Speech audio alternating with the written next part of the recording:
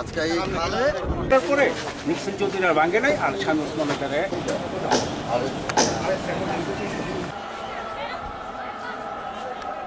এই সমাজে যারা বাস করে দীর্ঘ সারির যেটা বললো যে 14 থেকে 15 লক্ষ মানুষ এখানে বাস করে। তো এইখানে কিন্তু আপনি দেখবেন, আমি যেটা ঘুরে দেখলাম যে অনেক জায়গাগুলোই স্থানীয় মানুষ দখল করে রেখেছে। তো আমরা ইতিপূর্বে একটি কথাবার্তা বলেছি অনেকের সাথে, যেমন আমাদের সাংবাদিক রফিকুল ইসলাম জীবন কাকা আছেন, যিনি সোসাইটির যে সেক্রেটারি, ওনার সাথেও কথা বলেছি। লালপুরের যে এইখান দিয়ে পানি হয়েছে, আসলে বেসিক্যালি মূল যে সমস্যাটা ওটা যদি আমরা নির্ধারণ করতে পারি, তাহলে আমরা এই দীর্ঘ 17 বছর বা 20 বছরের যে সমস্যা, সেই সমস্যার সমাধান করা যাবে। যেটা আমি উজ্জ্বল ভাইয়ের সাথে গত 3-4 দিন ধরে আলাপ করতেছিলাম, যে উজ্জ্বল ভাই আমাদের যে প্রধান আছে, এই বাদল প্রধান, ও আমাকে যেটা বললো যে ভাই, যদি এখান থেকে যদি আমরা বেকু দিয়ে এই খালটা যদি পরিষ্কার করতে পারি, তাহলে এখানকার যে সমস্যাটা আছে সেই সমস্যাটা আপনার 70% সমস্যার সমাধান হয়ে যাবে।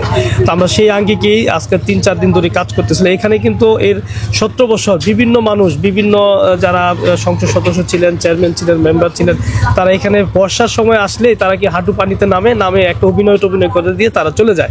মূল কাজটি কিন্তু তারা কেউ করে না। আমরা যারা রাজনীতি করি, আমরা মানুষকে মিথ্যা আশ্বাস দিতে পছন্দ করি। মিথ্যা আশ্বাসের মাধ্যমে, মিথ্যা বুলির মাধ্যমে মানুষের মন জোগাড় করার চেষ্টা করি। কিন্তু আমার স্যার যেটা বলেছে, আমি এবং স্যারের মিথ্যা আশা আমি কখনো দিতে পারি নাই, বা মিথ্যা আশ্বাসের ভিতরে আমরা কখনো চলতে পারি না। আমি সবসময় বাস্তবমুখী এবং বাস্তবতার মাধ্যমে চলার চেষ্টা করি। আমি যেটা চেষ্টা করেছি সেটা হচ্ছে যে কিভাবে এই সমস্যাটা সমাধান করা যায়। সেই ক্ষেত্রে আমরা ইতিপূর্বে এই ড্রেন পরিষ্কার করার জন্য আমি বাদলও আমাকে একটা পরামর্শ দিল যে দৈনিক যদি 10 জন লেবার এখানে কাজ করানো যায়, তাহলে আশা করি এখান থেকে যে ময়লাটা আছে, ময়লাটা যদি পরিষ্কার হয়ে যায়, তাহলে পানিটা দ্রুত এখান থেকে বের হয়ে যাবে। এবং একটা বেকু দিয়ে যে পাশে যে জায়গাগুলা খালটা ভরাট করে রাখছে, বেকুতে যদি সেটা পরিষ্কার করে দেয়, তাহলে আগামী যে 17 বছরের যে সমস্যাটা, সেই সমস্যাটা আমরা 1 সপ্তাহের ভিতরে সমাধান করতে পারবো।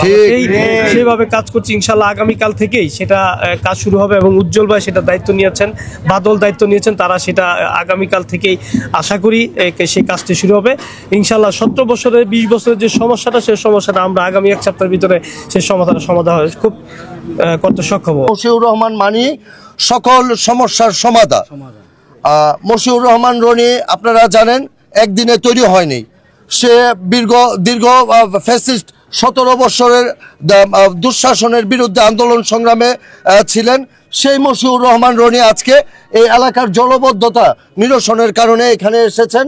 আলহামদুলিল্লাহ, আমরা এলাকাবাসী খুব খুশি উনি আসাতে। আর আমরা জানি উনি যখন যেই জায়গায় যেই প্রতিশ্রুতি দিয়েছে সেটা পালন করেছে। আমরা বিশ্বাস করি আজকে উনি এখানে এসেছেন আমাদের সকলের সামনে, উনি ওনার প্রতিশ্রুতি আবারও নতুন করে দিয়ে যাবে, যে এই জলবদ্ধতা থেকে কিভাবে এই এলাকাবাসীকে মুক্ত করে। আমরা ইতিপূর্বে ওনার কাছে আবেদন করেছিলাম।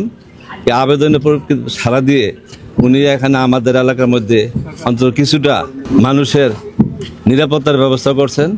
আজকে আমাদের মহল্লাবাসীর আবেদন ওনার কাছে যে এখানে যে জলাবদ্ধতা, আমাদের এখানে লোক সংখ্যার পরিমাণ প্রায় 15-20 লাখ। এই 15-20 লাখ মানুষের জলাবদ্ধতার নিরসন করার জন্য আমি মশিউর রহমান রনিকে বিনীতভাবে অনুরোধ করছি যে এই এলাকার খাল খনন করে এই মানুষের দুরবস্থা দূর করার জন্য আমি বিনীতভাবে ওনাকে অনুরোধ করছি।